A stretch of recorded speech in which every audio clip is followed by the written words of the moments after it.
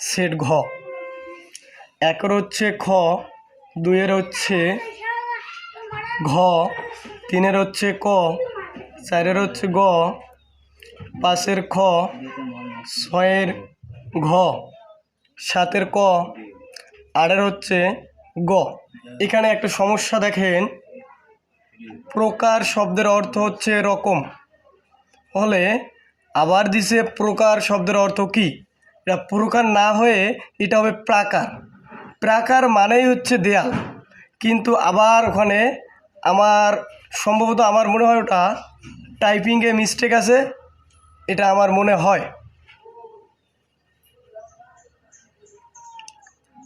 9 হচ্ছে খ, 10-এর ঘ, 11-র ক, 12-র ক, 13-র গ, 14-র খ, 15-র ঘ, 16-র ক। এখানে দেখেন 16 নম্বরে হচ্ছে, অনেকে এখানে আছে দন্তেশ ঘ নম্বরে দিছেন, বা কেউ দিতে পারেন গ নম্বর।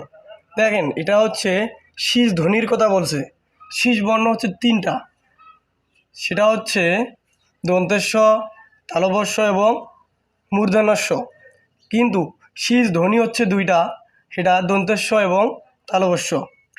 17-র গ, 18-র ঘ। 18 নম্বরটা দেখেন নামের কথা বলছে। এখানে কর হচ্ছে কাজ, চল হচ্ছে এটাও কাজ, যা তো এটা হয় না।